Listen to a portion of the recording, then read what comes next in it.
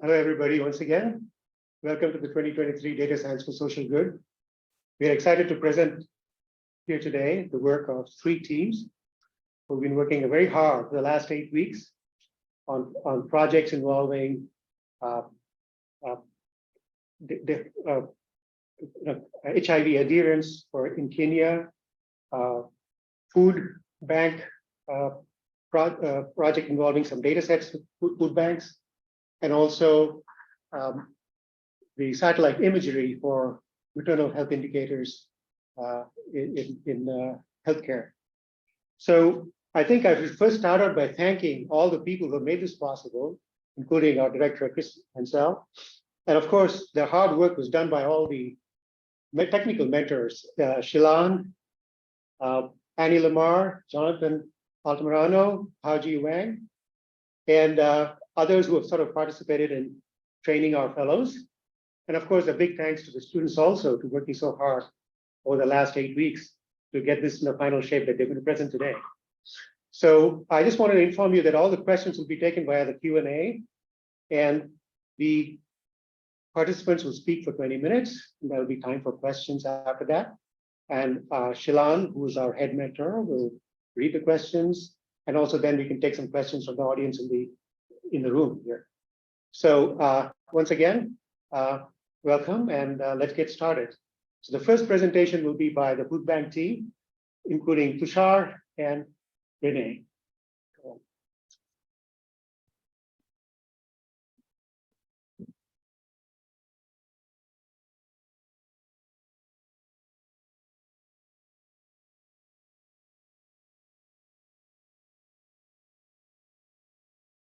Everyone see the slides okay?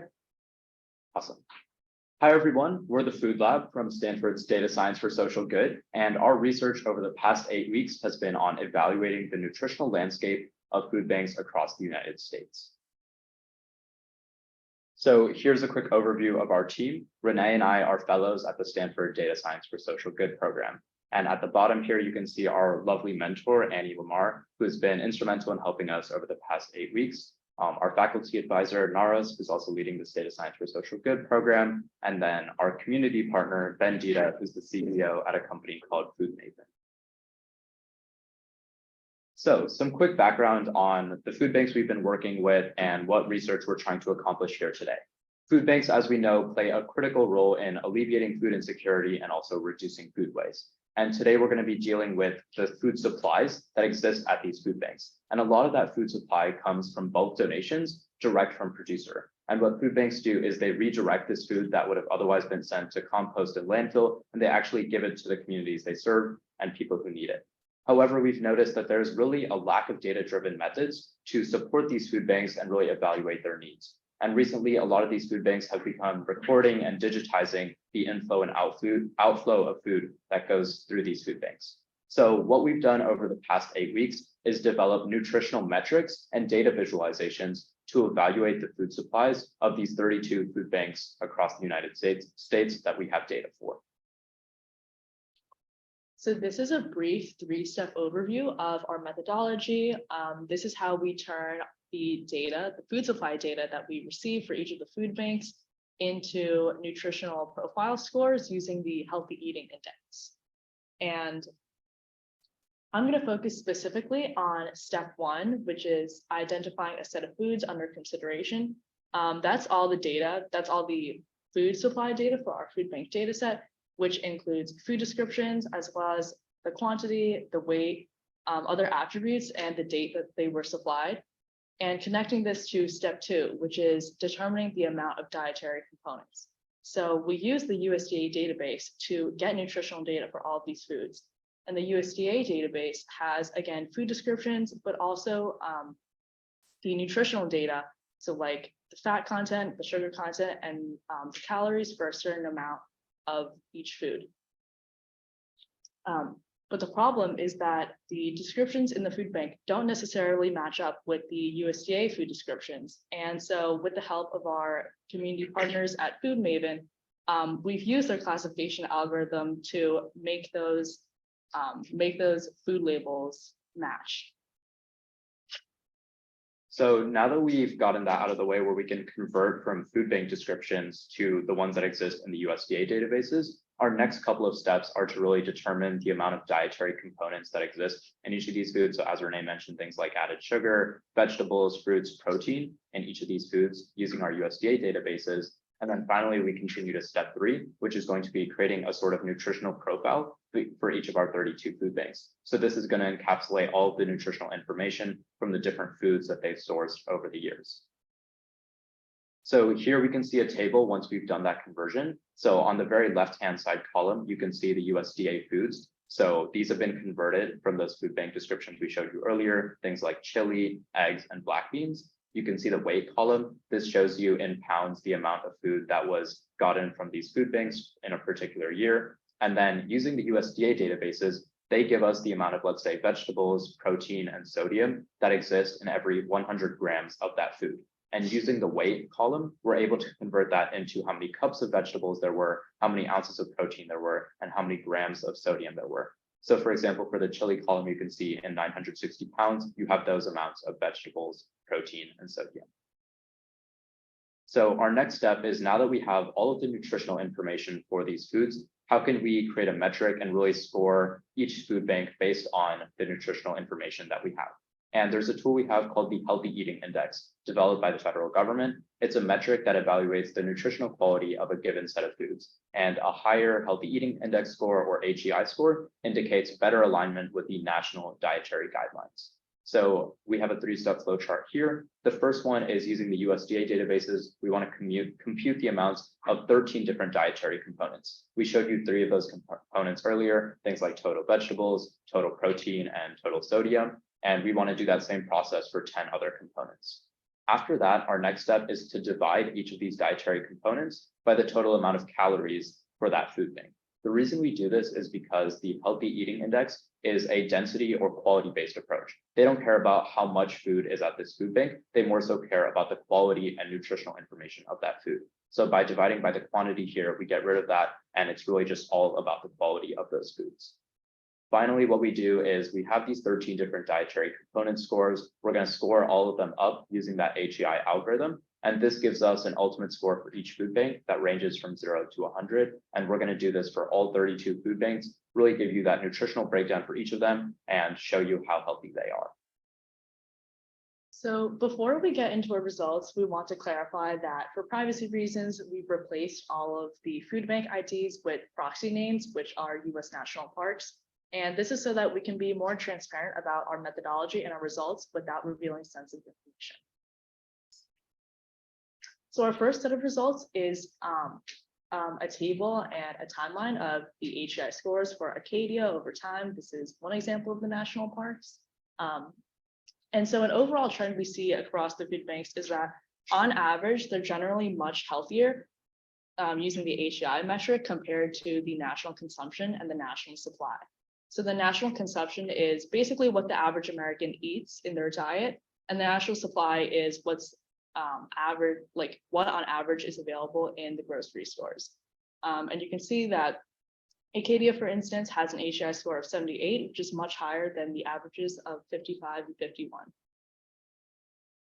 So yeah, over there you could see that as overall food banks are doing really well compared to the average American diet and the average American food supply. And here we wanted to give you a greater breakdown of some of those different 13 dietary components we told you earlier. So let's say a food bank wants to see like what categories they're doing really well in and which ones they might want to improve a little bit in. These radar charts can really help you see that. So the way they work is that we've listed the 13 components on that outer circumference and labeled them as such. And if you make it closer to that outer circumference of the circle, that's going to be 100% of the component score for that category. So a full score for that category. Here you can see that Acadia is going to be this black line, and you can see that they've met full score for things like greens and beans, total protein foods, and saturated fats. And things like saturated fats, sodium, added sugar, and refined grains, these categories Acadia is doing really well in, a 10 out of 10. And these are actually like bad categories and categories that we normally want in moderation. But the way the Healthy Eating Index works is that a higher score actually indicates less of those amounts. So really, this is a good thing. We're seeing that Acadia and food banks in general are really good at limiting foods that should be in moderation, foods that are kind of unhealthy, and they're doing really well in things like getting vegetables and fruits and protein. We've also included here some of the other food banks, just for comparison purposes. You can see where Acadia is in comparison to some of the other food banks, what they could potentially improve on, and what they're doing really well in. And then here we have a table on seasonal trends in the different foods. So as we told you earlier, a lot of the food that goes into these food banks and the food supplies that they have come direct from producer in bulk donations. So you can see here, this is data from 2023 of some of the top foods that Acadia got in terms of weight, in terms of the amount of pounds. So in all 3 months so far that we have data for, January, February, and March, you can see that they get a lot of milk and potatoes. And you can also see, for instance, in January, the 3rd, 4th, and 5th foods were eggs, soup, and apples. And you can see the amount of weight that they had for each of these foods. And this data can be super useful for the food banks because they've said that sometimes they don't know when they're going to get what food. And this can be helpful in analyzing that. And sometimes when they're not getting enough of some foods they need, they might have to go ahead and purchase those foods and submit a purchase order. So this can really help with food bank planning and logistical purposes in the future by analyzing these seasonal trends. We've also included the option to not only sort by weight, but also by calories and quantity, since sometimes food banks will measure these different metrics in like gallons of milk, or also like the amount of cartons of eggs that they have. So all of these results and more are available on our website, which we will demo right now. I think it's already open. Yeah. Oh, sorry. And so on our homepage, so when you click on our website, the first page that pops up is our homepage, which gives you more details about our team and who we are at Stanford. And on the right side, you can also view data about our food bank data and also information about the additional data sets we use. So this specifically goes into our USDA data. And on the left-hand side, you can filter for what kind of data you want to see. So right now we're looking at one food bank, but you do have the option to look at all the food banks. And below this, if you choose one food bank in this text box, you can type in what food bank you want to see specifically. So I'm just going to click on Acadia because that's what we've been looking at so far. And when you click on it, you can see, again, this is the same figure you've seen before, the HEI scores over time for the graph of the overall trend. And then if you want to look at the specific values for each of the points, you can look into the table, which shows the same data, but as a table. And all these figures have an information tab, which gives you more information about the figure. So this one specifically tells you more details about the healthy eating index. And if you want to look at the nutritional details specifically, you can see the nutritional breakdown in the radar chart, which again has both the table and the information tab as well. This one for the radar chart also gives you information about how to read a data chart, which can be useful. If you want to look at seasonal trends, as Tushar mentioned, there's many different ways to look at these trends. So you can sort by quantity, and these tables are pretty big horizontally, but if you scroll, you can see that whether it's quantity or weight, the columns change depending on which one you click on. So this is by weight, and then this is by energy. So you can see now it's kilocalories. Again, this one also has the information tab, so you can read more about it. And then for the scope of the data, you can sort by either aggregate. So aggregating it will give you annual data for each year. So for example, this one goes from 2010 to 2022, but you can also sort by each year specifically. Sorry, the zoom bar on the bottom is like covering this for some reason. Yeah, thank you. So you can click on what year you want to look at. If you want to look at like 2017, for instance, this will give you the monthly data across this year.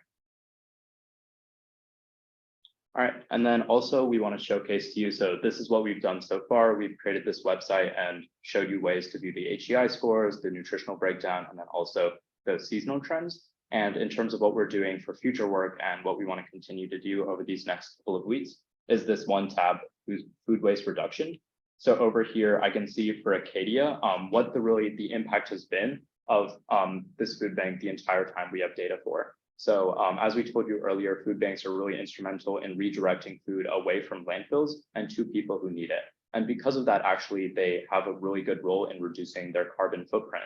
So in this third row over here, you can see CO2 emissions prevented in metric tons. And because of redirecting that food away from landfills and to people who actually will eat it and consume it, Acadia over time has reduced their total carbon footprint by over 6,000 metric tons. And then over here, you can also see in total, while they've been running, the amount of meals they've recovered. Here, it's 345 million meals that they've gotten. So you can really see the impact of these food banks and how instrumental they are in helping the communities that they serve. And you can also see here, we have the option on the left-hand side again to sort by all food banks. And over here, you can see just how big that number is. You can almost not even see it unless you expand over here, but yeah, you can just see how many meals they've recovered and how many tons of carbon that they've prevented. And in the future, we want to continue to do this kind of data, see how sustainable these food banks are and the impact they've had.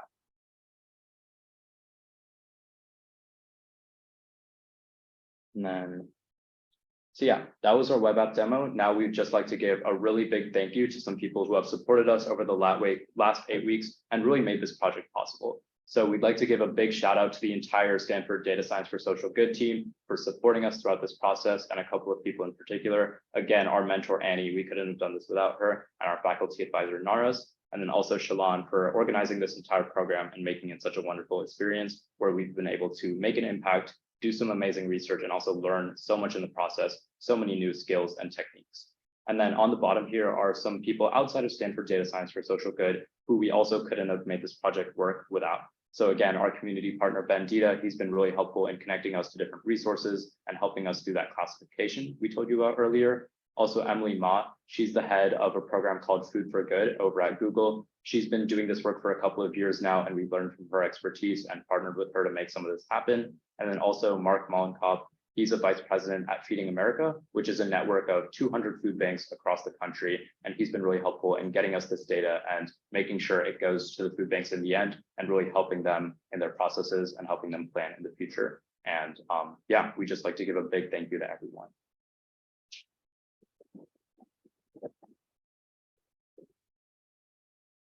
Well, thank you everyone who's helped us, and thank you all of you guys for being such a wonderful audience. And now we will be opening up the floor for any questions. We have comment/question in the chat. So John Chambers first wants to congratulate you on doing great work. And then John mentions that one question that might be a direction for future interest is that a question that often arises is who gets to use the food and how much of the food actually gets to people. So if you want to speak a little bit more maybe about the directions that you have in mind for the future, and also what your thoughts are on this question that John poses. Yeah, thank you for the question. So yeah, definitely, as you said, we definitely want to get more into the data. So far, the data that we're using is largely about the inflow of the foods that come into these food banks. So they're able to record how much of it comes from like grocery stores and producers. And we're currently, I think food banks too are working on getting really that outflow, recording how much goes to clients every day. So far, there have been like some smaller scale studies and research done on this. But I think overall at the larger scale, we're definitely looking into that and wanting to get more info on how much of this food is actually consumed by people and get that further information. Thank you.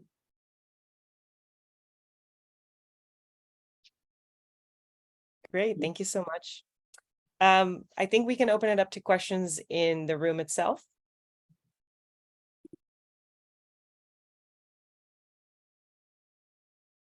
Yeah. I think you mentioned that like in some ways like the healthy eating index of the food bank data is like much higher than the healthy eating index of like what the average American eats.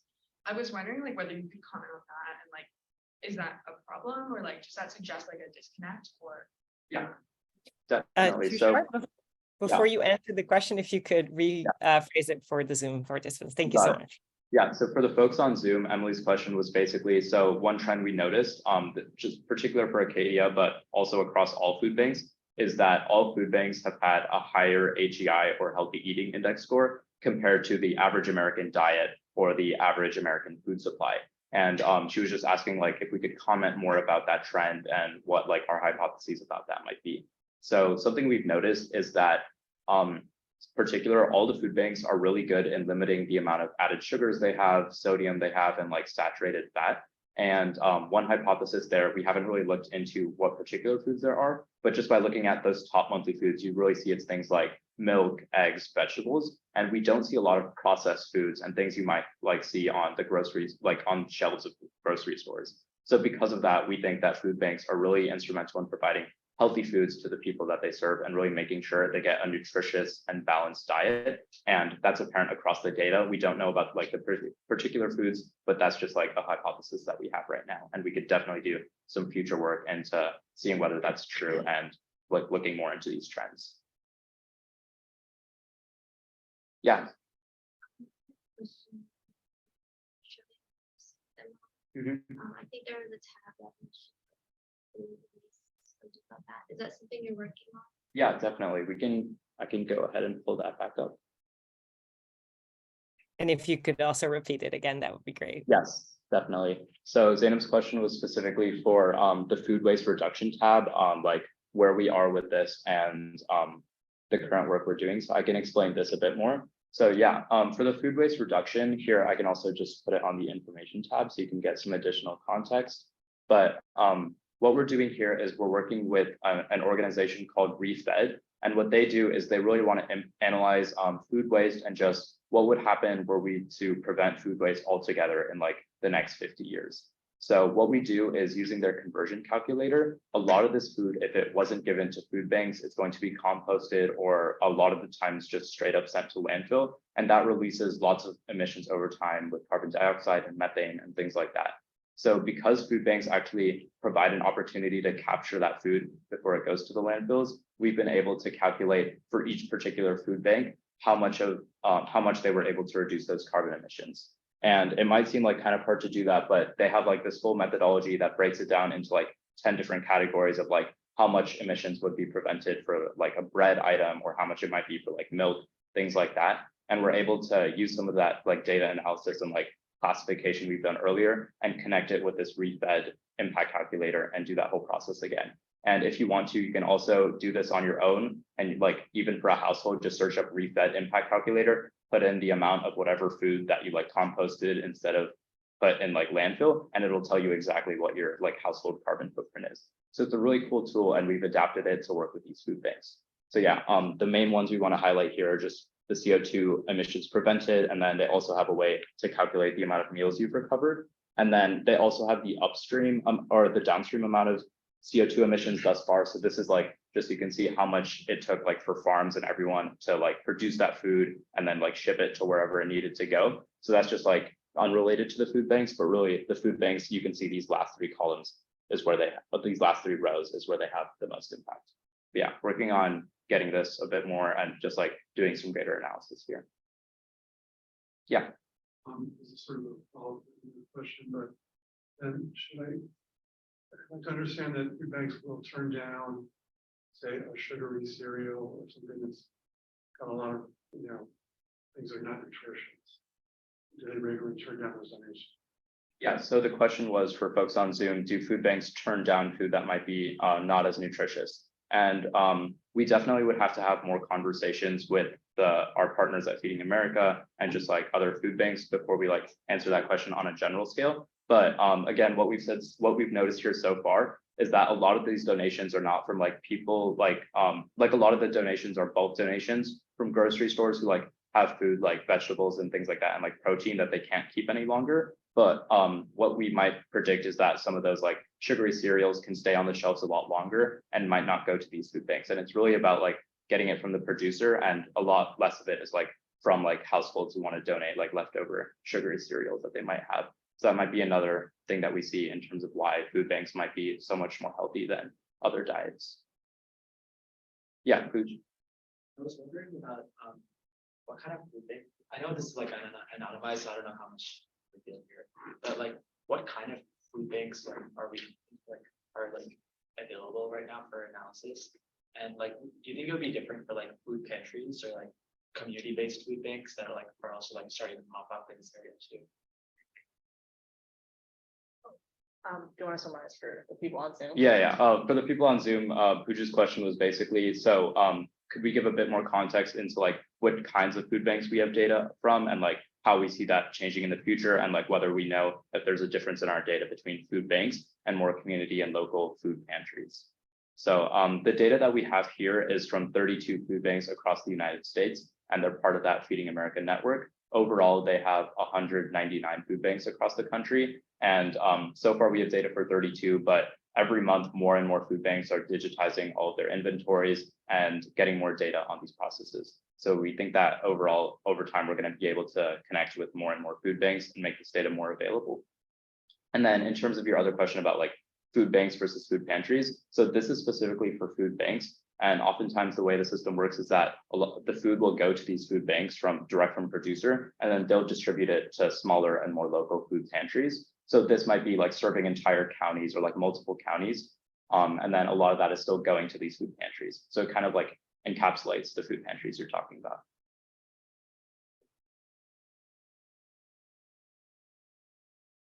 Any other questions for us? Okay, awesome. Thank you. Thank you. Thanks to the food bank team. We'll next have the satellite imagery team. We're going to be talking about maternal health indicators using satellite imagery.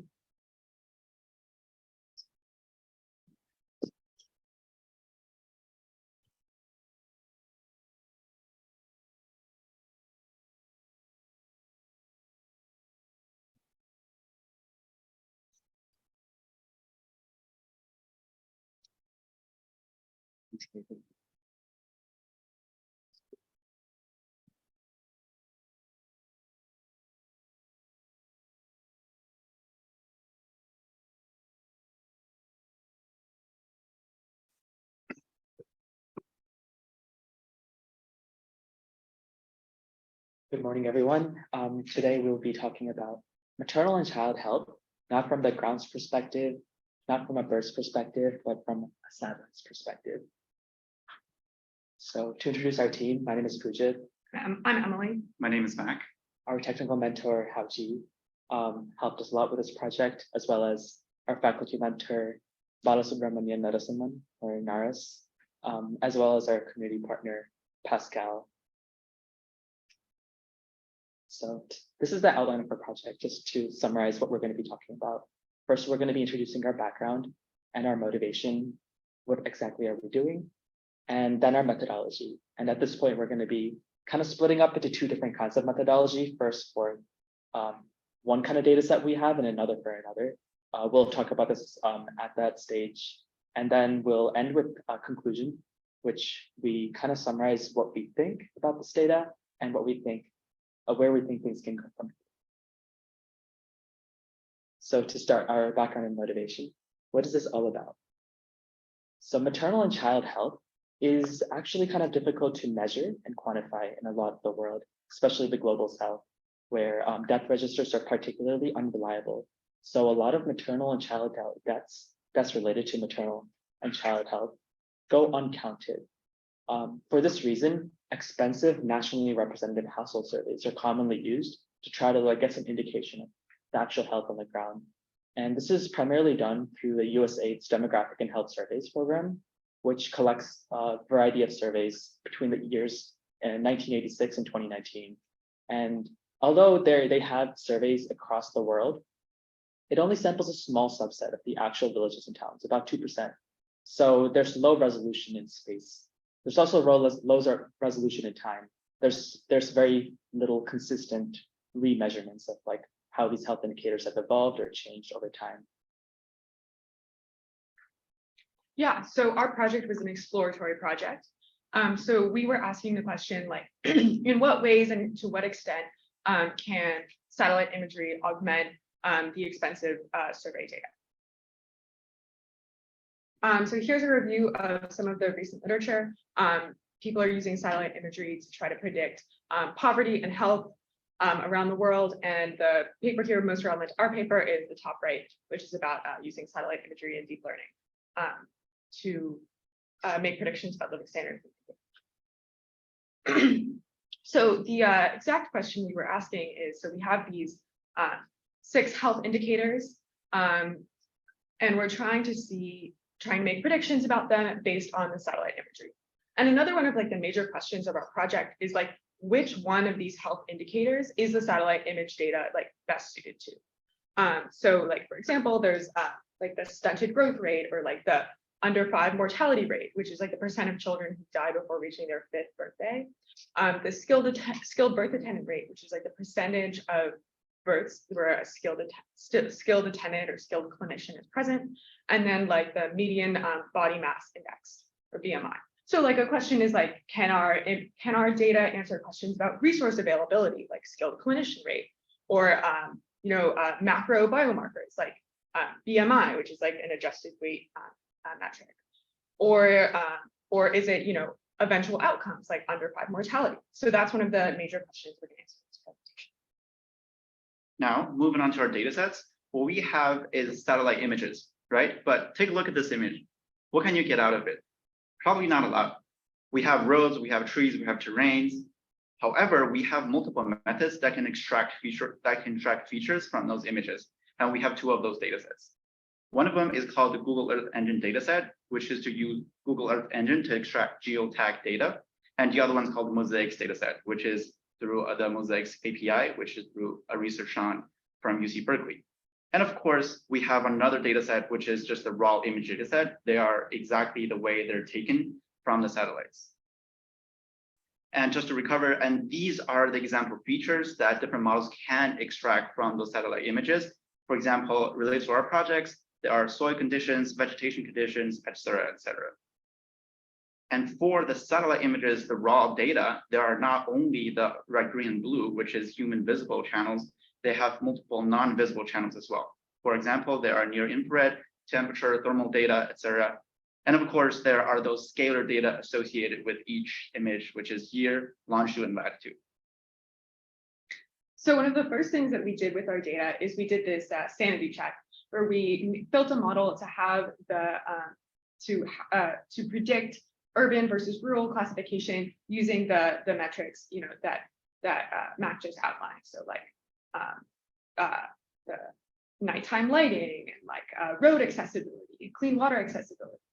So here you can see that the model does a pretty good job identifying which locations are urban and rural, and you can also see that it picks out Johannesburg, South Africa. So that was a good, it just gave us a little bit of confidence and like a baseline model that, we're able to get some good information out of the satellite.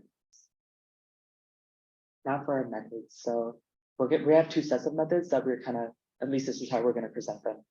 First is on our data sets involving extracted features. So this is from the Google Earth Engine dataset and the Mosaics dataset. And we also have a set of methods for our raw images straight from the satellite. And for the first set of data sets, we do some work pre-processing and combining the data sets. These are both kind of large data sets. The first has 12,000 features, the second 4,000. So we do some work combining them and doing some featureization on the combined data set.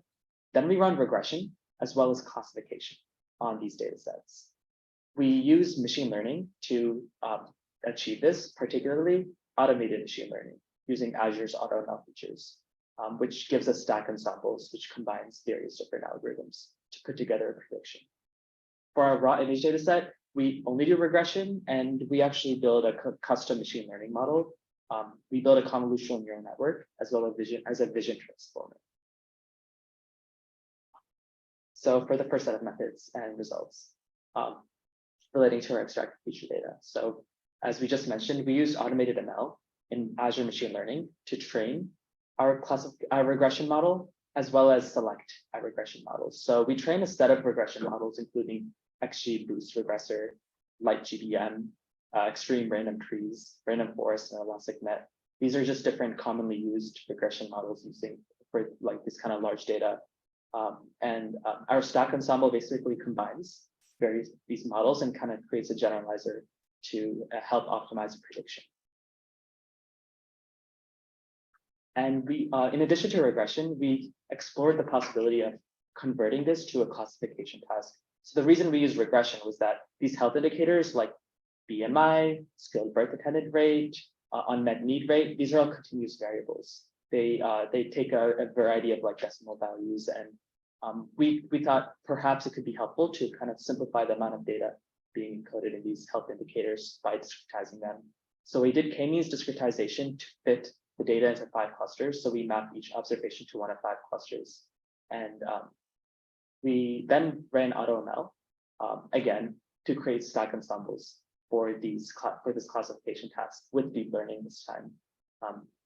We noted that discretization of this data would likely remove a lot of important information. We mainly wanted to see like how it would compare to regression, and if it would either reveal something or something about how regression performed or something else about how we can accurately estimate health indicators with this data. So here's an example of our discretization, just for reference. This was for infant under 5 mortality. So we kind of split up the under 5 mortality into 5 bins. Blue, for example, is the lowest infant mortality rate, and purple is the highest. And we have 3 in the middle. Yeah. So here's some results we have. So this chart basically depicts R squared for regression. So R squared is a metric ranging from 0 to 1, which helps tell how well our data kind of helps to predict our target variable. And here the target variables are our health indicators, median BMI all the way to stunted weight. So the first column after that is on the Google Earth Engine dataset. The second column is the Mosaics dataset, and the third is our combined. As you can see from the numbers here, the Google Earth Engine dataset actually has higher R squared values than Mosaics for pretty much consistently. However, when we combine the datasets, it actually does push up the R squared for almost all the metrics, except for under 5 mortality rate. So the combined dataset so the Mosaics dataset does seem to add some kind of features that are helpful for regression here. The metric that, the health indicator that had the highest R squared was skilled birth attendant rate, for reasons that we will get to in a bit. This right here is actually a graph depicting the skilled birth attendant rate predictions. So the x-axis is the true values of skilled birth attendant rate from 0 to 100. This is basically like the percentage of time that a skilled birth attendant is present for birth. So, and the y-axis is the predicted value. The dashed green line is the ideal prediction. And the blue line is the average prediction value we have. So as you can see around the middle, it's pretty close. And towards the ends, it does tend to steer off a little bit. It does deviate. We will get to why this may be in a bit, but this was our best performing health indicator. And it is pretty close for most of the data, especially in the middle. And it does veer off towards the ends. Yeah, so about the ends. So you can see the green line, like those are the true values. So like if our model were perfect, then the blue line would change to meet the green line. So you can see like when the true value is really low, when the green value is really low, then our model predicts something a little bit higher and a little bit closer to average. Whereas on the other end, on the high end, when the green line is really high, then our predicted values are a little bit lower and a little bit closer to average. So in both cases, like the model is guessing a little bit closer to average when it's hitting the extreme values. So here is that same data visualized. So these same predictions are just put on to this is like the west coast of Africa. And you can see that the model is able to pick out the major trends, like that in the north, it's a little bit, the skilled attendant rate is lower than in the south. And it's able to pick out that trend very clearly. However, you might notice that in the ground truth model, there are all of these points that are like a deep red or a deep green. Those are like the extreme values that are close to like 0%, close to 100%. Whereas our model has a lot more of the yellows and oranges because it's making these predictions that are just closer to average most of the time. And we were able to mitigate this problem a little bit by using the stack ensemble method that Pooja was just talking about, which is combining different models together. And if different models agree that a value might be extreme, it's like more willing to make that prediction. But we're still seeing the same sort of caveat to our model that when it has the extreme values, it guesses a little bit closer. Okay, and then here's like a zoomed out map of the world and the ground truth versus our model for all the predictions. It's important to note our data set also has about 40,000 points in India for the other 5 health indicators, but it doesn't have it for skilled attendant rate, which is why India is not present in this map. But yeah, you can see, just looking out from the map, the major trends and major differences, which areas are have higher rates of skilled attendant or lower rates of skilled attendant. Those are definitely present, and our model is able to pick those out. So here is the classification data. So as Pooja was just describing, what we did was we like discretized the data set. We had a continuous variable and we split it into 5 categories: very low, low, medium, high, and very high. And our motivation for doing that was our model is able to pick out the major trends. So how can we quantify like major trends another way? So as you can see, so since there are 5 buckets, if the model were choosing randomly, these accuracy scores would be 20%. So since it's able to get 50% all the way up to 68%, the model's doing something. Another big thing here is that the skilled attendant birth rate is much higher. The accuracy is much higher. So that sort of answers the question we posed at the beginning, which is like, what is satellite imagery good at finding out? And it turns out that the answer to that is resource availability, because it has these indicators like nighttime lighting and road accessibility that will tell you whether resources are available. And like whether, who lives or dies is like a slightly more difficult question for the model. But so that was good to see. And then one last thing is that the Google Earth Engine data is a little bit higher in skilled attendant than the mosaics, but in the other health indicators. So here's a confusion matrix. So if you haven't seen one before, on the y-axis is the true value, and then the x-axis is our model's prediction. So when you go like along the like x equals y line, those are the correct predictions, and then anything else is a wrong prediction. So something you might notice here is that the 2 extremes have the deepest blue. So in that case, when there's a point that has very low skilled attendant rate or very high skilled attendant rate, the model is able to figure that out more accurately than something in the middle. And our hypothesis for this is when we have a point in the middle, it could like, if for example, if we had a point that has like high skilled attendant, not very high, but high, there's sort of like, it could be very high, or maybe it could be medium. And there are sort of like 2 ways to make an incorrect prediction. Whereas when there's like an extreme example, if you had something that was very low, then you might guess wrong and guess low, but it would be harder to guess like medium from very low. So that's just our hypothesis. And it's sort of interesting because it's sort of the opposite problem that we were having before, where the model would like make mistakes on extreme data, and now here the model performs best on extreme data. So that's just like an interesting way of like, how to handle extreme data. Now, moving on from the extracted feature datasets, we will now do analysis on the raw image datasets.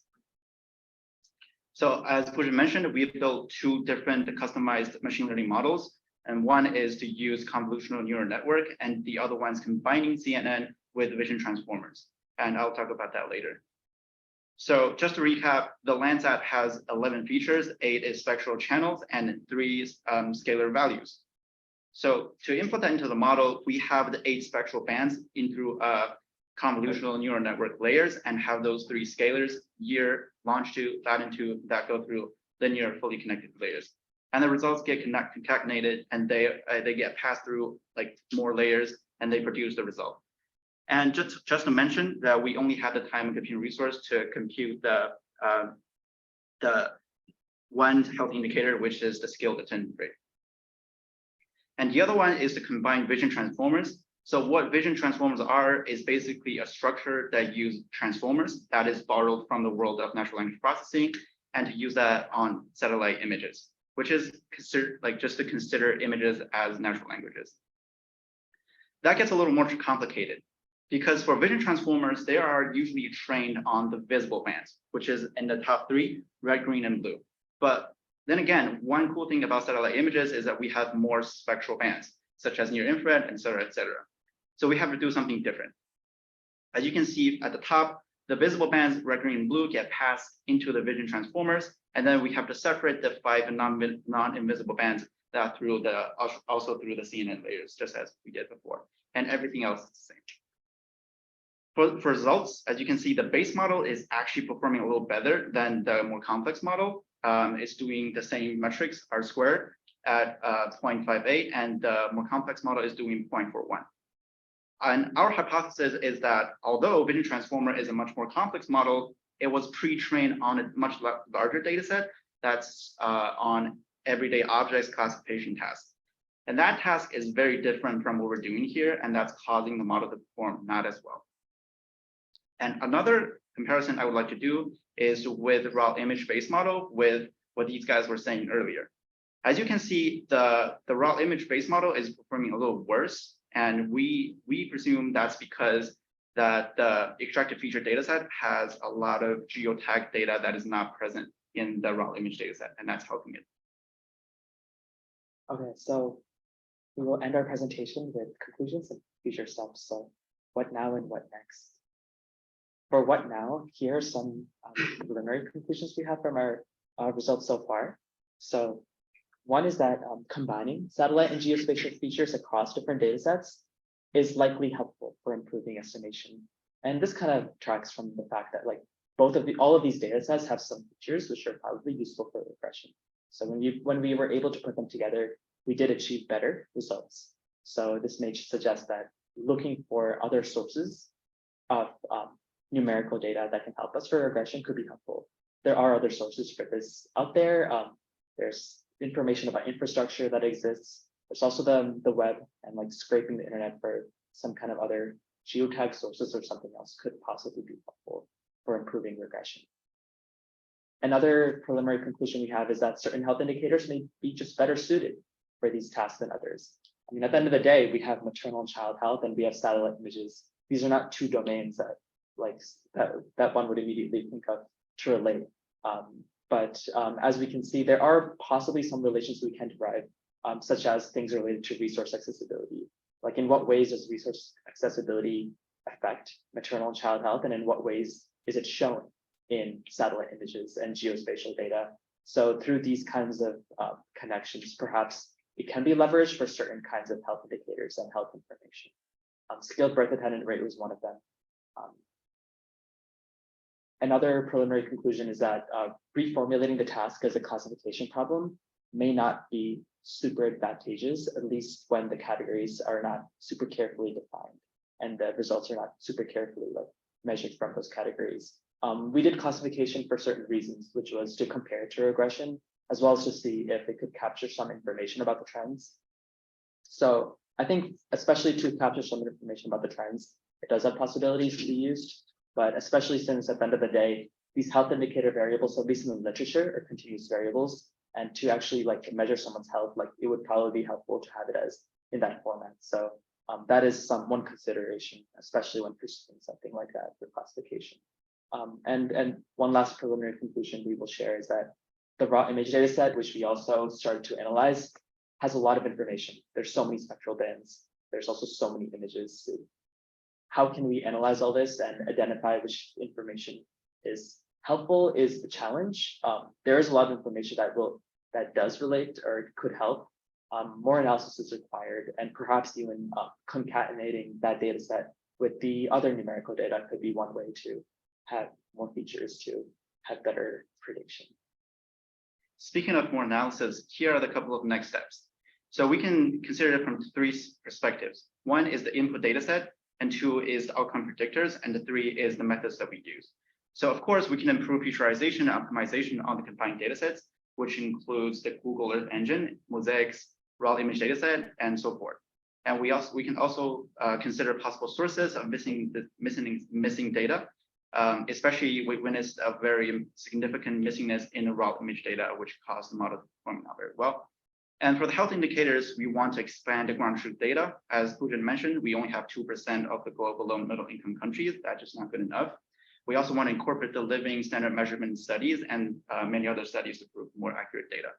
And so for the methods, we definitely want to explore different models. We want to try different learning algorithms, and we want to have more layers to build a more complex model with time permits.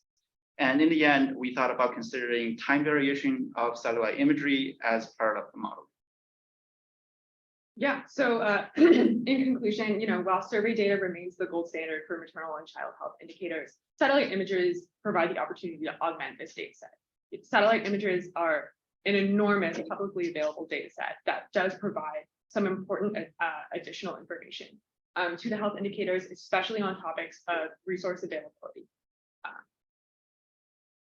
Yeah, thank you. Yeah, if you have any questions, please ask. This is just an outline of our presentation since we covered a lot of stuff, if it helps to reference that. But thank you all. Thank you, satellite imagery team. Really great job. We have a question on Zoom from Gary Darmstadt. Gary first would like to congratulate you on your excellent progress and brings up two questions.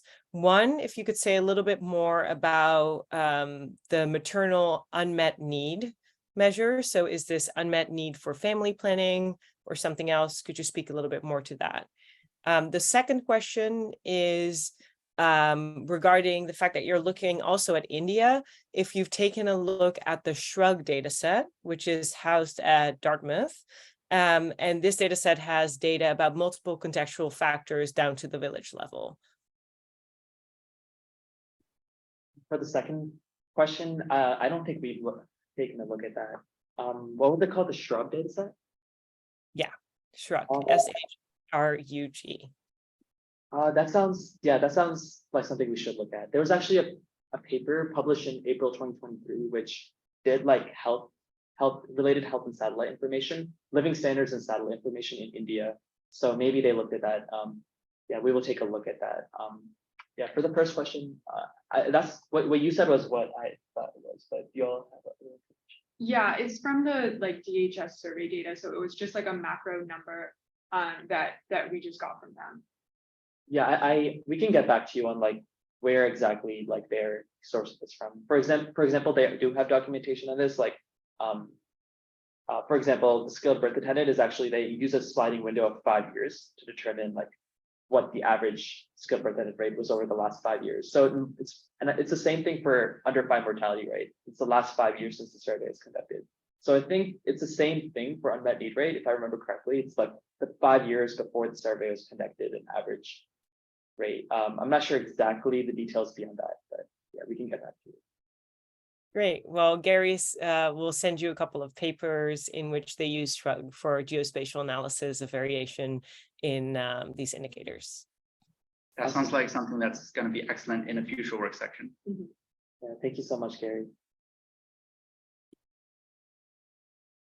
Yeah. I had a question about the extracted feature data sets and how I thought it was really cool that when you were able to combine the mosaics data and the Google Earth Engine data, how it actually resulted in a slight improvement. I was wondering if you could speak more about how you combined those two and did that process, and then why you think that combining them led to a better outcome.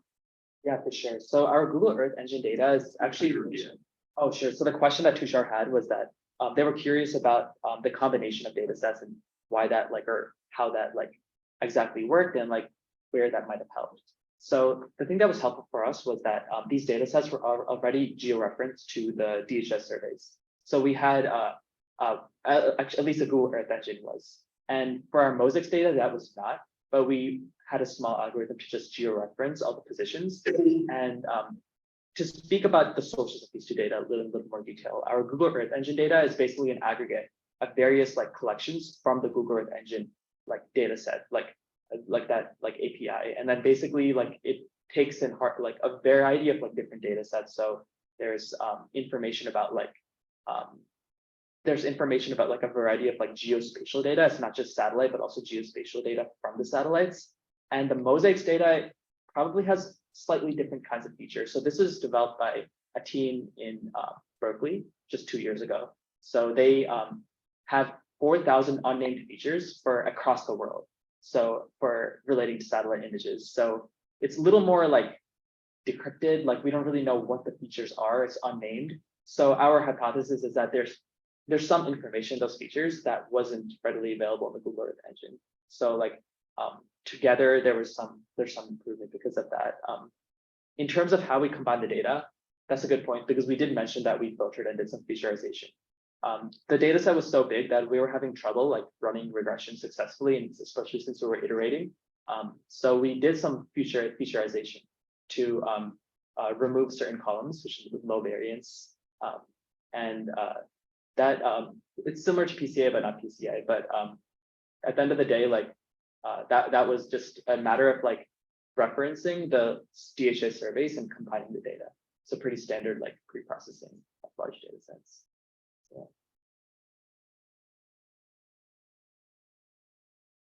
Any further questions? No, let's thank our.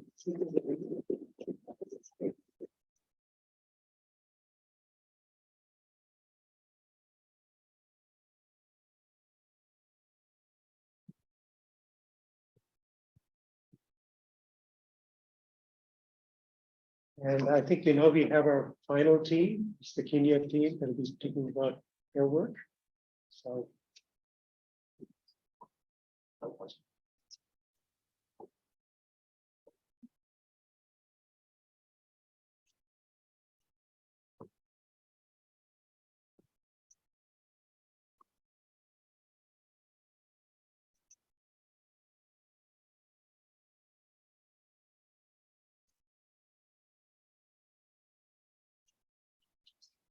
Yes. Ready to start? Okay. Hi, everyone. Thanks for coming to our presentation. So the project that we worked on this summer dealt with addressing missing data. And the study that where we're trying to address missing data was focused on trying to understand what are some common predictors of adherence to HIV treatment among a group of young women in and around Kisumu, Kenya. So we'll be talking a little bit about how we address missing data, but first we'll briefly give introductions. This is our team, this is us. So I'm Lila, I'm senior studying political science. And I'm RJ, rising sophomore, still trying to figure out. And our wonderful mentors are Jonathan Altamirano and Professor Mike Bayoki, and they both are in the Department of Epidemiology at Stanford Medicine. And then our research partners, in addition to obviously Stanford Medicine, epidemiology, the study where we're trying to address missing data was a collaboration between Stanford and KEMRI, which is the Kenyan Medical Research Institute. And so the data was collected and sort of analyzed, and the study was designed as a collaboration between the two different institutions. So I'll give an introduction to the study and some context, and then RJ will give a little bit more detail on our analysis, and I'll briefly go over some qualitative analysis that we did without expecting to, but that was interesting towards the end. So a little background on the study where we're trying to address missing data. Sort of the motivation for the study is that among women who've experienced violence, I think these stats are globally, 50 to 90% develop mental health conditions, and young women who've experienced more than one episode of violence are 50% more likely to become HIV infected than those with no violent experiences. So these sort of intertwined epidemics of violence, and this is sexual, physical, and emotional violence, then mental health, and then HIV are important to understand and are especially prevalent among adolescent girls and young women. We'll use the acronym AGYM throughout the presentation for this group or demographic, and in particular in sub-Saharan Africa among that demographic of adolescent girls and young women. And despite the prevalence of these intertwined epidemics, the complex relationships between them, between intimate partner violence, mental health, and adherence to HIV treatment in particular, are relatively poorly understudied and are understudied in particular in this population of young women between 15 and 24, which is the age range we were looking at for this particular study.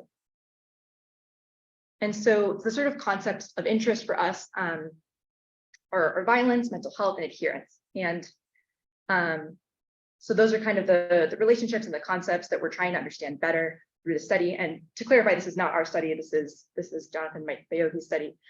But where we come in is in addressing missing data for this study. So we wanted to give some context on the motivation for the study and its initial design.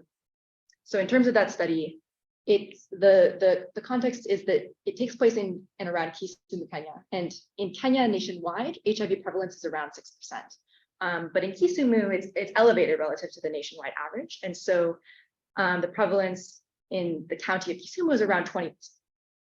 And about 50% of that 20% of people who are, or sorry, just I guess in general, adolescent girls and young women account for around half of all new HIV infections in a year globally, and this holds for Kenya as well and for Kisumu. So the sort of ultimate goal of the study that we were working on is to understand factors that predict levels of adherence to HIV treatment among adolescent girls and young women in Kisumu. And the study designed to try to get at this question of what factors predict adherence and how they interact. Was a sort of cross-sectional study design that looked at 309 participants, all between the ages of 15 and 24, to try to understand the relationships between violence, mental health, and adherence. And the data collection strategy for this study, in terms of the independent or predictor variables, which we have a set of demographic variables, we're also looking at experiences of violence and then levels of mental health, looking at anxiety, depression, and PTSD. So that kind of data was collected from surveys. And then the outcome variable is adherence, right? But we're measuring that in terms of viral load. And we'll go in the next set of slides into why viral load is a way to measure adherence. But basically that outcome variable is from a blood test. So most of our covariates are from a survey, and then the outcome variable is from a blood test. And it's actually required in Kenya that people who are HIV positive go in for a routine blood test every 6 months. So we were grabbing sort of medical chart data from that versus requiring participants to do additional blood tests just for the purpose of the study. Yeah, so just overview of the initial study that we're working on. So some key hypotheses to kind of test through this data that was gathered are first that experiences of violence worsen mental health. And then second, that reductions in mental health adversely affect adherence. So those are sort of the hypotheses people had going into the study. And so in analyzing data, the ultimate goal is to understand whether these hypotheses hold up to the evidence or if there's sort of new hypotheses that emerge.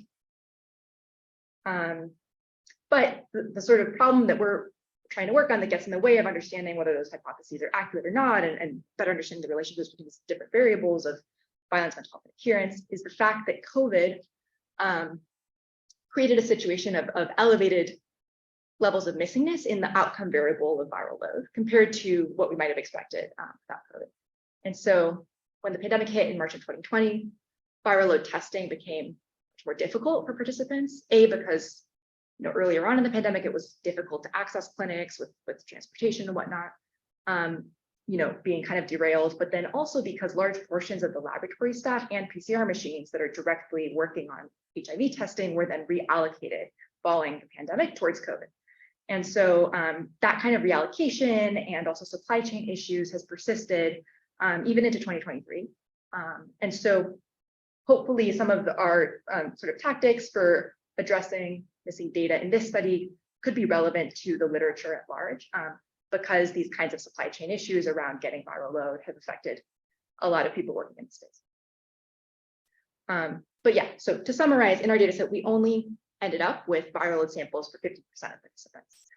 So there's sort of this question, but then a little more context is just in terms of how we're measuring our outcome variable. The gold standard measure for adherence to antiretroviral treatment is viral load, which is the total number of copies of the HIV virus in 1 milliliter of blood from a blood test. And so an individual's viral load, which is a continuous variable, can then be converted into a binary variable of adherent versus non-adherent. But in terms of what that continuous variable looks like, which we have in our data set, it ranges from 0 to 569,000 in our particular data set. And on the conversion of that continuous variable into a binary adherent non-adherent score, we use this cutoff of 200 copies per milliliter, which is the CDC's cutoff for determining adherence, and is also standard in the literature. So participants who had under 200 copies per milliliter in their blood test, we designated as adherent, and people who had above 200, we designated as non-adherent. So our core task was to address this 50% of missing viral load data. And yeah, so in terms of this, the broad strategy of what do you do when you have missing data, how do you handle it? You know, a simple approach that might come to mind, and that some people do if they're trying to run a really quick analysis, is to just drop rows of missing data, because then we have a data set where we have our outcome variable and we can look at predictors of the outcome. But there's issues with this, as one might expect. And in particular, there could easily be bias in the type of participant who has missing data. And so if you're dropping all of the people who have missing data, you could be creating a more biased data set than you originally had. And then you also lose all the information, all the other variables that aren't missing. So for instance, we have a survey data for almost everyone who has missing blood test viral load data, and we don't want to miss that information and be able to include it in our analysis by dropping missing rows. And so in summary, we have techniques to avoid this, to not have to just drop missing rows, and one of them is called multiple imputation.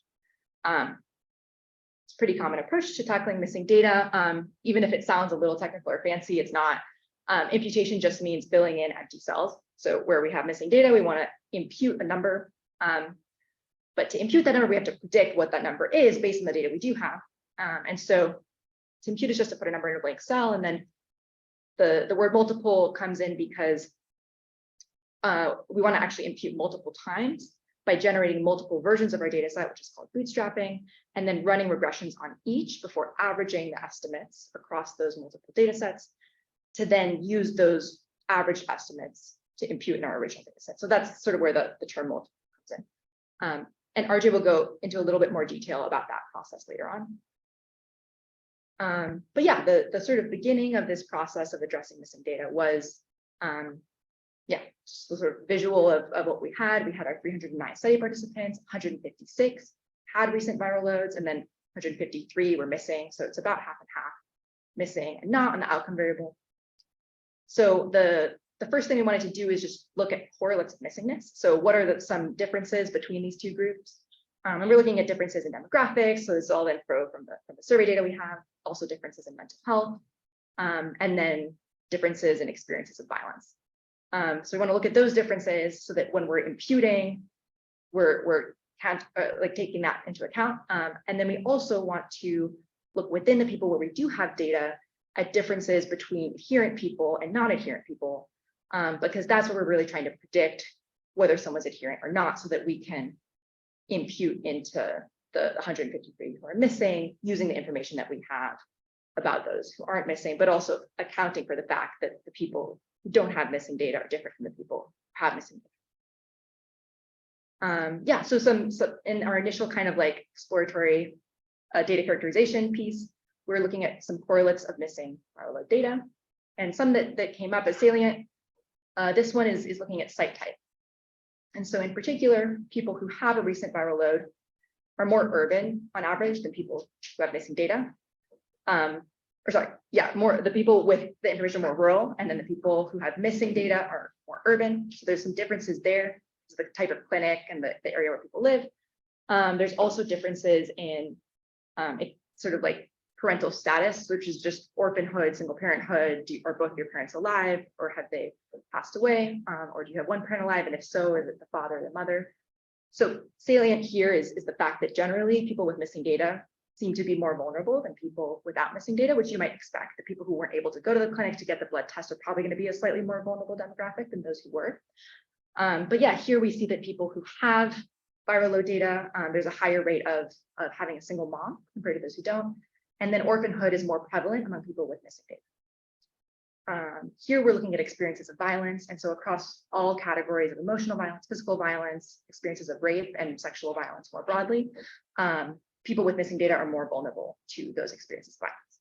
So we want to take that into account when we're trying to use the data that isn't missing to make predictions about the data that is missing. So we want to adjust for those differences. So yeah, RJ can go through some correlates of non-adherence. Okay, thank you, Lila. So yeah, going on to the other side of it, it's also important to understand what impacts non-adherence as well as missingness. So similarly to missingness, site type is an important factor. As you can see, there's a higher proportion of people who are non-adherent are more urban. So rural people are more adherent or have higher proportions of adherence. Again, there's higher experiences of violence across all categories for people who are not adherent. And which is something that we expected in our initial hypothesis. But there's also this other finding that it appears that people who are adherent have higher experiences of mental health conditions such as depression and PTSD. But we don't want to take that conclusion as face value. That's why it's important to consider both the factors that influence missingness as well as non-adherence. And also, as you can see, we circle at the bottom, there's only 23 people who are not adherent who we have data on. So that's also likely a factor that influences this potentially misleading statistic. So then kind of getting into the variable selection process for building our imputation model. So this is a big chart. I'm going to break it down step by step. But it's centered on odds ratio. And for those who don't know what odds ratio is, which was me at the start of this project, it's the odds that a probability will occur given a particular exposure. So anything less than 1 means it has a protective effect, equal to 1, no effect, and then greater than 1, having this exposure increases your risk of harm. So we encode, so here we're comparing non-adherence and missingness, the odds ratios and the 95% confidence intervals. And we're coding for missingness, we're coding missing data as 1. So a higher odds, so odds ratio over 1 means you have increased risk of missing data. And for non-adherence, we're encoding non-adherence as 1. So high odds ratio means greater risk of non-adherence. So the first thing to note is substance use has a large effect for both non-adherence and missingness. As you can see, for missingness on the right, it is especially significant. The 95% confidence interval does not cross the 1.0 boundary. So because it's significant in both, that is something that we would strongly consider to put into our model. Physical partner violence is interesting because it's significant, or not significant, we're going to avoid that loaded term.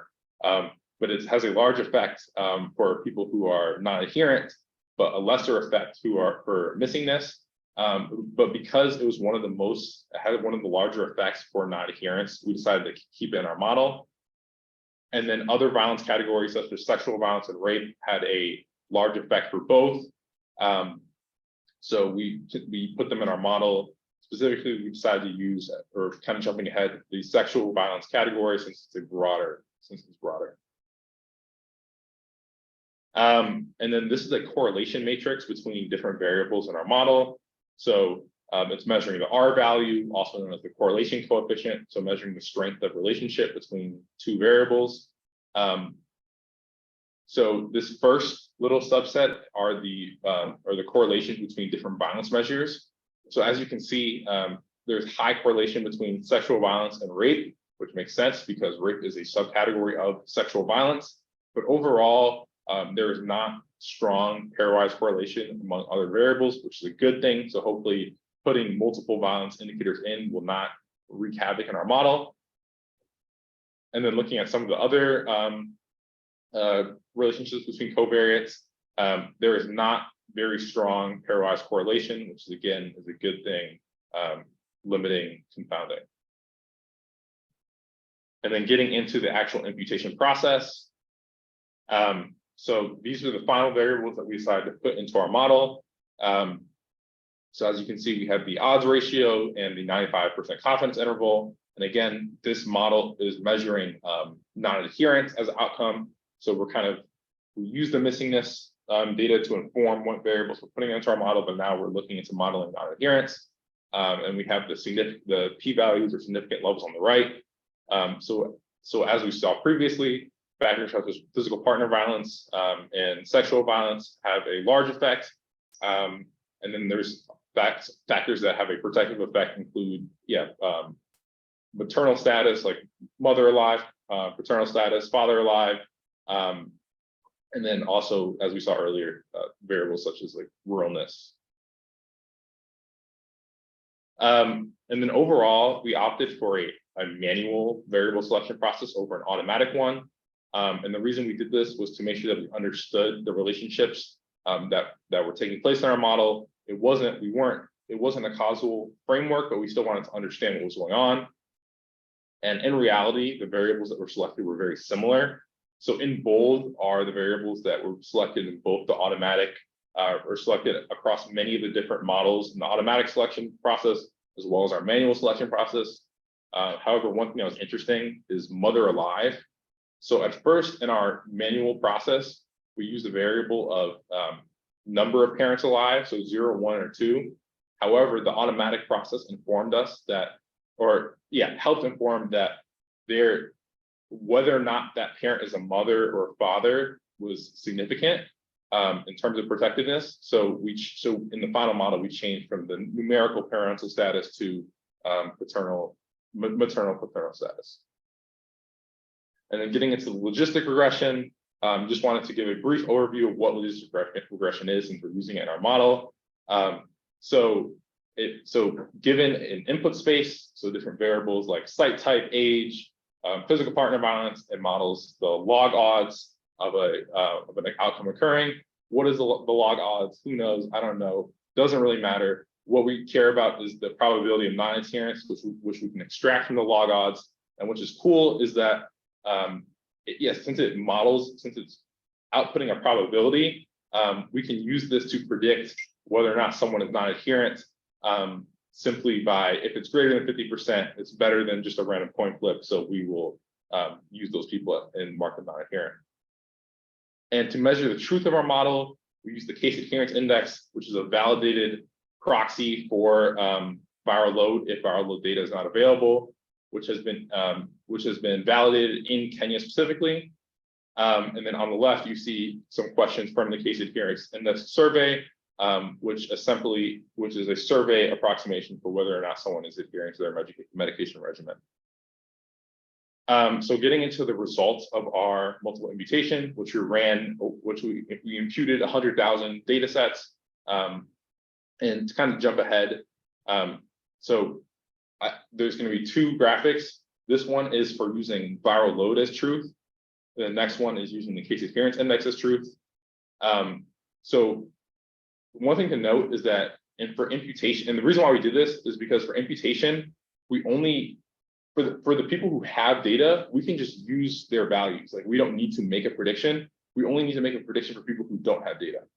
And to kind of acquaint you to what the graphic is looking like, the x-axis is just the row index. It's not significant. The y-axis is the probability of non-adherence. So anything above that 50% line, the model predicted to be non-adherent. And we have 303 participants because 6 participants did not have the necessary covariate to make a prediction. And as you can see, for people who have viral load, it essentially predicted all but one of the adherent people as adherent. So high specificity, but it essentially predicted none of the people who were non-adherent as non-adherent. So 0%. Well, we're not going to use the sensitivity specificity terms for this one. But yeah, and then on the right, we color code missing data as red just for the sake of crossover into the next slide. And as you can see here, we're using the case adherence index as the measure of truth. As a very high specificity. It's predicting that people who are adherent are actually adherent, but a very low sensitivity. It only predicted 2 people who are non-adherent to actually non-adherent. And we color code the red because again, we want to make sure that the model is we don't need it to predict people who already have data. We want it to predict people who are missing data. So there's a good amount of red data points for which it is predicting the non-adherence. And then finally, it's important to note that we did sensitivity analysis and the confidence interval of the data points is essentially 0.003% to 99.8%. So there's a very low level of confidence across all the data points. So we are hoping, Lila will get to this, but maybe if we have better data, we could have more confidence surrounding our predictions.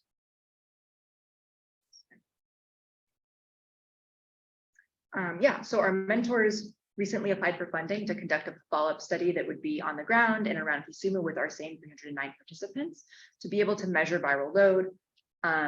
for the half of the participants that had missing viral load data, and also to do a follow-up survey. So that could be really useful for us, both to understand better our model effectiveness, because with the case adherence index, there's also a little bit of uncertainty on how accurate that is. And so it could be that if we're using that as a measure of truth, the case adherence index is just a poor measure of truth, and our model could be doing better.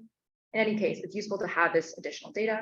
And also it can be used to, improve our data set so that the ultimate analysis of understanding determinants of adherence can be conducted more effectively.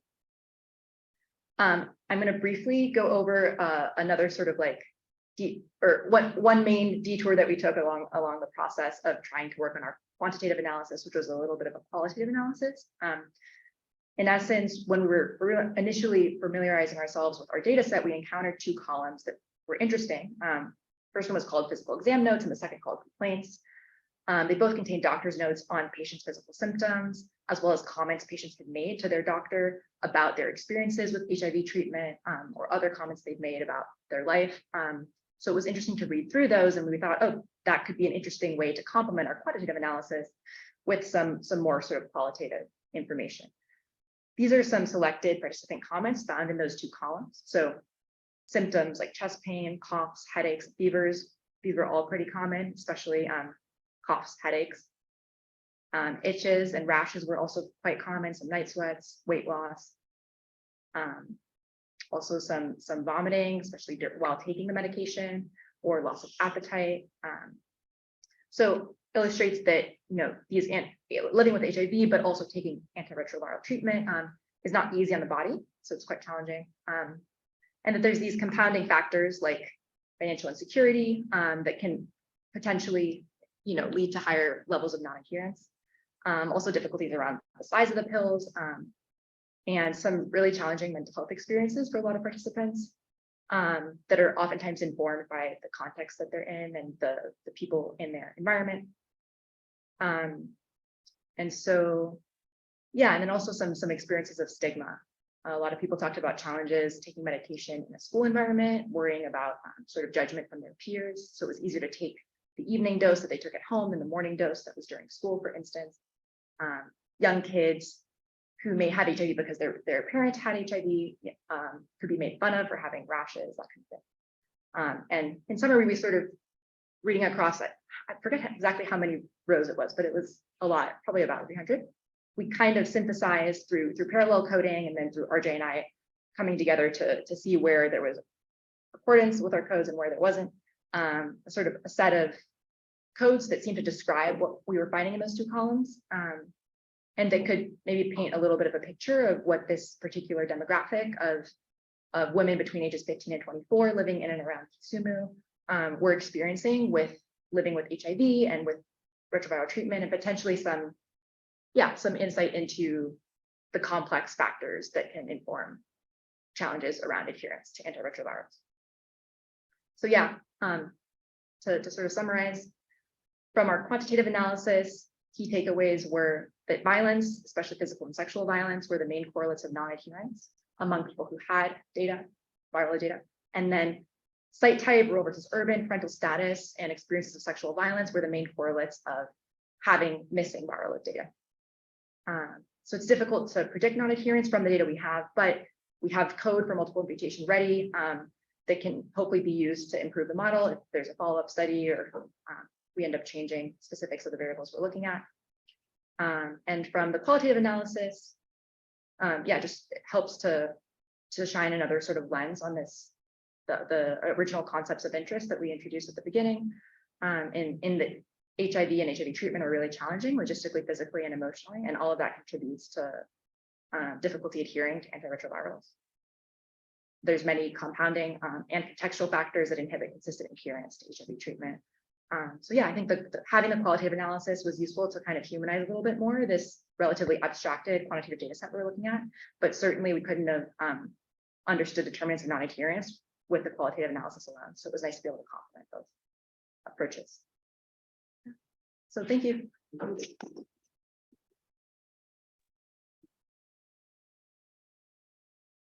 Great job, team. We have a comment in the Q&A session from Gary. So Gary has a paper that examines the role of gender and social norms on HIV incidence across Zambia. And in the paper, they show that there are strong taboos around seeking care or even talking about sexual and reproductive health issues. They estimate this quantitatively and show that they are related to HIV rates. So, and similar norms are likely operative in Kenya too. So Gary is very happy to share this paper with you and discuss, and has kindly shared his email. So I'll be passing this message along to you offline. Yeah, thank you so much. That would be great to see. Yeah, Emily, did you? Oh, yeah, great presentation. I have a question about, you said that it looks like people from rural locations were more likely to like get the blood test and have information. Do you have like a hypothesis as to why that is? Yeah, so I think rural was also a predictor of adherence, right? Or was it a non?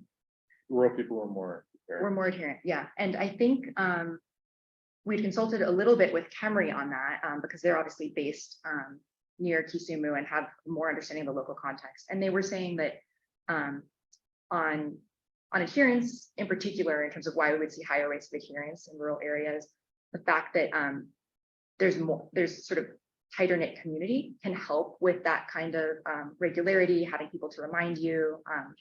I think that was sort of their key insight. And then in terms of, the people who lived in urban areas having higher rates of missingness compared to rural areas, it could be similar, the sort of like stronger support systems or support networks to be able to get to clinics. But yeah, it seemed like that was a very strongly predictive variable. And there's a lot of other correlates that are probably considered unobservables, given they weren't all in our data set, around living in a rural area versus an urban area. And it seems like, even though we would assume that being in an urban area is useful in the sense that you have greater access to resources and that kind of thing, there also are advantages of being in a rural community in terms of the ways that behavioral interventions can be adopted, it looks like. So that's kind of interesting. Yeah. I just had a question quantitatively, whether like new information was the only way you could increase confidence, or were there any other methods that you guys tried to increase confidence? In terms of the imputation model. Oh yeah, sorry. So it was just about whether having new data or new information was the main way to increase confidence in our model and for predictive power. I think more information, that N of 23 is a big challenge. And then the fact that the case adherence index has particularly high variance for the age demographic we're looking at, and so it's less reliable for that demographic, means that when we're using that as a measure of truth, that's not ideal. So I think a larger sample size would certainly be useful. And then what, any other thoughts? Yeah, in terms of methods that we tried, like obviously we tried different models with different variables. There wasn't a substantial difference. A big issue was that it wasn't the actual rate of which it was predicting was low. Like I think it predicted about 9% of people to be non-adherent, whereas in reality it was like 15%. So across all the different the models, it had a low. It was less often predicting people to be non-adherent as we wanted it to be. So yeah, we tried different models, but it seems to not have a substantial effect. And the automatically selected variables, aside from that, the pointer to look at the gender of the parent who is alive, if there's only one parent alive, the automatic selection wasn't all that different from our manual selection. So it seems like there's not a ton of room with what we have to improve it. It's a really good presentation. I was like curious about why that region in Kenya has like such high 20%. Yeah, it's a really good question. I think it may have something to do with the fact that it's on Lake Victoria, and so when there's a lot of trade, is that accurate, Jonathan? Okay, yeah. Could you repeat the question? Sorry, Lila. Oh, sorry. Yeah. Who should ask why that region of Kenya in particular has high rates, the 20%, as opposed to the nationwide in Kenya 6% HIV infection rate. And I'm not entirely sure, but I think it has to do with the fact that Kisumu is on Lake Victoria, and so it's kind of like a port hub. And when there's a lot of trade, that kind of thing, And poor communities tend to have higher rates of infection for HIV. I think that is a big factor. Yeah. Yeah, great. Thank you.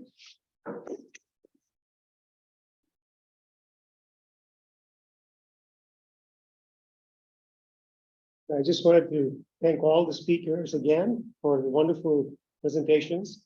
They all really worked hard, and I see the fruits of their labors here.